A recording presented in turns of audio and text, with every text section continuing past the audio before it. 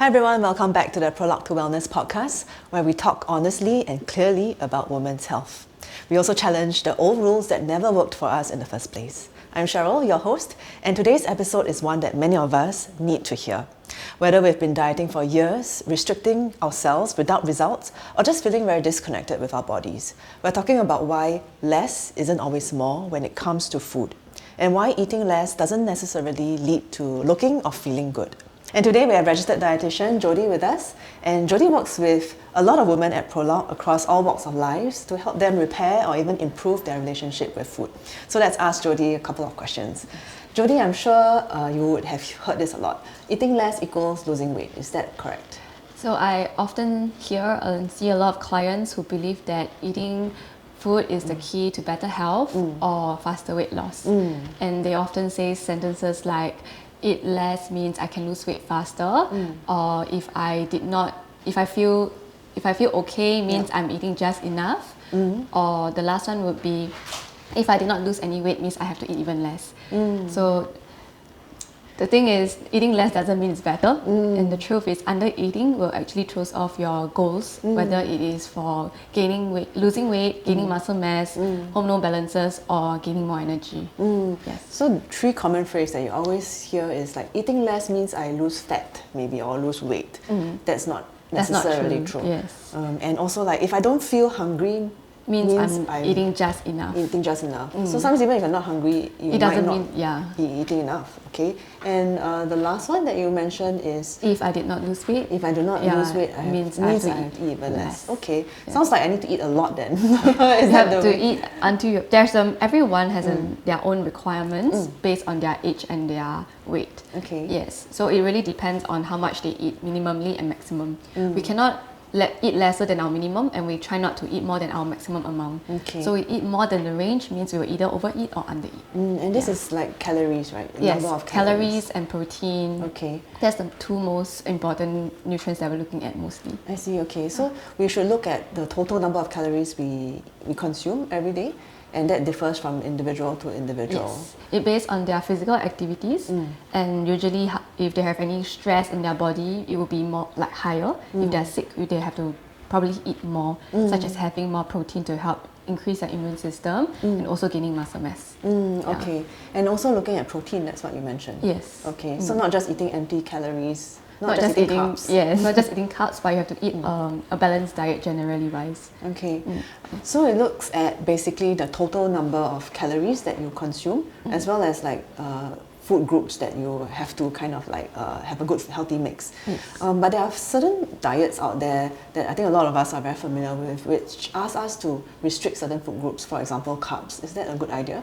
So when a dietitian say to like go on a low carbohydrate diet, right, they still have carbs in there. Okay. So it's just like what I shared with you earlier, everyone has their own minimum and maximum amount to eat based on carbohydrate per day or protein. Okay. So based on the question is carbohydrates, we cannot go lesser than the minimum amount.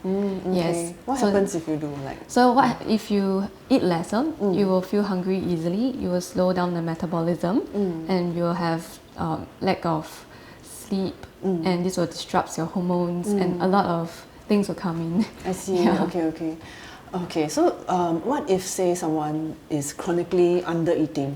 Whether is it total number of calories or certain food groups that are not hitting the minimum?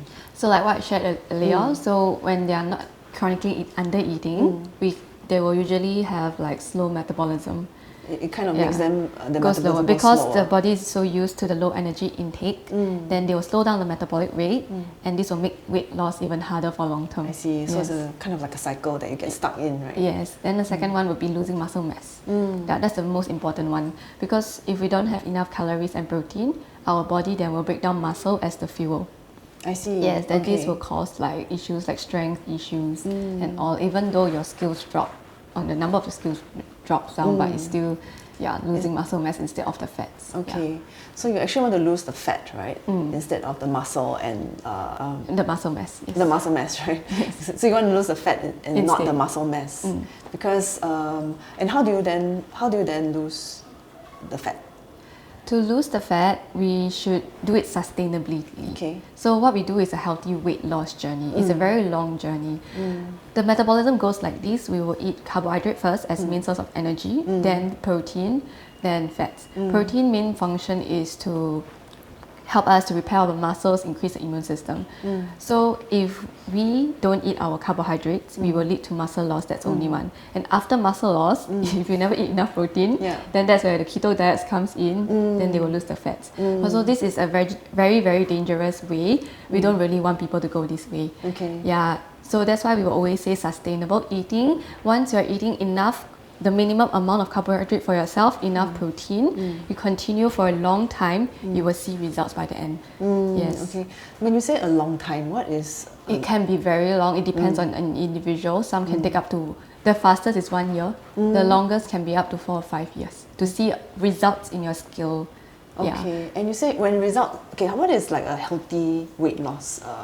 Like maybe 1 kg in 1 month, or... So the fastest journey will be every weekly. You have to lose 0.5 to 1 kg. Yeah, if you're very determined and you're consistent with using exercise together with your diet as part of the weight loss journey. Yes. Then it will be kind of long term and sustained. Yes, yeah. Because if you bounce back fast, like for some people, they really went in. There is possibility to do keto diet, but you will bounce back very quickly because we are not used to the lifestyle that we eat. So usually we just like, okay, I don't eat carbohydrates, I don't eat this, right? Then by a certain month, you will just, for it. yes, you just want to crave for it, and then you go back to where you start originally. Then your weight will times 2 your original weight. It makes it even harder for you to lose weight. I see. And then again, you're stuck in this cycle of like not being able to lose the weight. Okay, so let's say if someone has been like on diets for like many years and chronically undereating, like what are some signs that they can see? Like how do they know they're losing muscle mass, or what other physical signs can they see? So physical signs, usually if you're losing muscle mass, you will have like hair brittleness. Yeah, nails also brittle, your hair loss, and then your dry skin. All of these are very obvious signs that you can see from the outer appearance. Because you lack protein, you don't have the biotin, and you're not enough, you never eat enough omega-3. Yeah, so these are the reasons for it. That's one. Second, you'll feel very tired, like constantly feeling tired, even though if you sleep for 7 hours straight. Not motivated, you feel sluggish. Yeah, and the others will be irregular menstruation. Your menstruation will stop halfway because if you never eat enough for a long time, your reproductive hormones will get disrupted and it will affect your ovulation also. Yes, so these are the few pointers. Yeah. Okay. I think as women, it's kind of quite a sensitive topic, food and weight and how we look. In general, I think that is how it's always been. What is maybe something that you would ask your clients to take away, like tips or advice? To eat healthily, to lose weight, right? To lose weight, or to have a positive idea of food. Because some people actually get to a point where they don't enjoy food anymore. They actually look to food as, like it's causing me to gain weight. So the first mindset they have to shift is eating a balanced meal. And they have to know the amount and the portion that they eat. So usually I will suggest them to eat protein, carbohydrates and fiber using the MyHealthyPlate first as a starting point, and drinking enough water. So aim to start your day with a glass of water and then aim to drink about 1.5 to 2 liters per day. Keeping yourself hydrated can help you to stop the hunger sometimes if you are eating at your minimum amount, because some people are not used to it. Yes. Then the next one would be having enough sleep, because if you never sleep enough, and sleeping means it's not just sleeping 7 hours per day, but you have to fix to a certain timing. Yeah. Right. So this can help you to balance out your cortisol level, so that you won't feel like you want to eat more during like the day, because when your sleep is disrupted, your cortisol level is high. It really will affect how you want your appetite in the day. So these are the few points, and also hormonal balances is very important. So for women, like the hormonal balance part is pretty important for us because we go through cycles, right? Yes. So you have to eat according to the cycle of your hormones. What do you mean by that? So when we're having our period, this is where we are very tired, right? So let's start from follicular phase first. So follicular phase is right after our period. Okay. And this is where our estrogen level is the highest. And when our estrogen level is high, it means that we can eat more. This is a point of time that we can eat to our maximum amount. So when we're eating to go our crazy and eat. Yes, you can just eat, but not more, just to your maximum. Yeah, and at that point of time, you have to exercise too, so that you can gain up your muscle mass. Okay. Yes. Then afterwards, we go down to ovulation period. So it depends on different women's bodies. Some people doesn't feel tired, but some felt tired. So when they feel tired, right, just eat 3/4 of the maximum amount. Okay. Yeah, and then lessen activity, but still can continue do weight training and all. But when you're entering the luteal phase, this is before your period starts, and this is where your body want to preserve a lot of fats. Yeah, naturally you feel very tired and you want to eat more. So for people who want to lose weight, I would suggest them to eat half of their portion or to their minimum portion for the carbohydrates that we recommend for them. Then from there, don't exercise so much, like do light activities to resting, because if you do that, you want to eat more to prevent them from wanting to eat a lot. Yeah, so just conserve energy and eat lesser to prevent the fat to grow, because if you do more exercise and you continue your diet, you're not just increasing your cortisol level because your body is stressed. Like, I'm very tired, but I'm still exercising, pushing myself. Your fat percentage will increase because of the increased cortisol level in your body with diet and also physical activity. Yeah, and that's how you have to eat accordingly to make sure that you don't gain your weight. Yeah, and to manage your cortisol level with the hormonal balances cycle using the habits of eating in your menstrual cycle. According to your cycle, right? Okay. And I think sometimes your body, you can listen to the body. That's what if you're tired, don't exercise so much. And that's usually your luteal phase before your period. If you're feeling energetic, which is usually the follicle phase, then that's when you can eat more. You can eat more. Then this can roll into people with perimenopause and menopause. Okay. So they wouldn't have the usual cycle that we experience before that, right? So when that happens, they have to, like what you shared, they have to listen to their body. At any point of time, they will just feel very tired, and at any point of their life stages, they will suddenly feel very energetic. So they have to really wake up and then just listen to your body. How am I feeling today? Can I do this certain exercise, and can I eat this certain amount of food? Okay. So this is how they do it. I think listening to the body, it sounds simple, but not really actually. Some people don't know how to listen to their body. So, like, if you have some tips for us. You have to start slow. So the first thing is to eat mindfully, and also to mindfully know what your body's alarming is.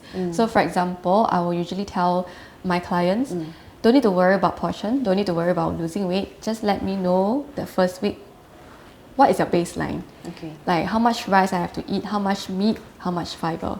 Just be aware. Then after that, the following week, listen to what I share with you, your portions, because I will let them know how much you need to eat per meal, and they will roughly eyeball and know whether they are eating a lot more or lesser, and then just cut down from there or eat more from what I tell them. So this is how they start to eat mindfully. And secondly is see if they have any cravings and write down the cravings. So if they're having if they crave for salty food, usually I'll just let them know your body is very tired.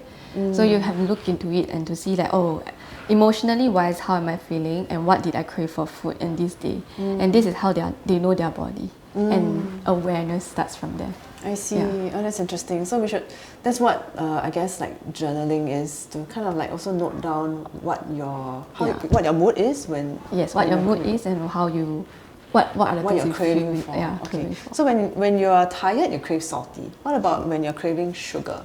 When you're craving sugar, usually in a day you're not eating enough carbs. Okay. Yes. Okay. That's what I usually tell my clients. There's some clients that is very extreme. They only one day. Example, minimally they have to eat 8 carbohydrate portion per day. That is their minimum. But they ate only 2 portions. Yes. So when they eat only just 2 portions per day, they let me know, I snack because I cannot take it. I don't eat my rice. So during my snack time, I eat donuts. Because I really need the sugar.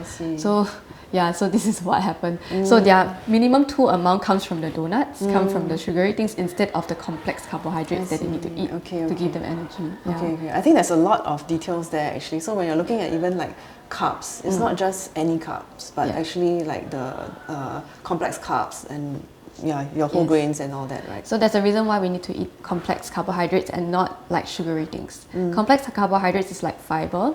They will slowly digest your body, and then you will not cause your sugar to spike so fast.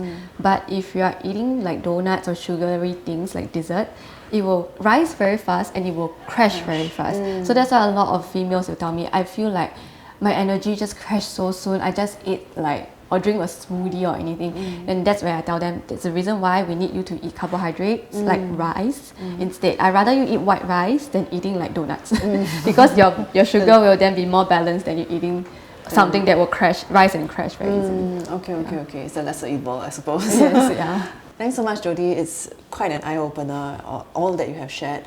And I think the important thing here is to have a healthy relationship with food.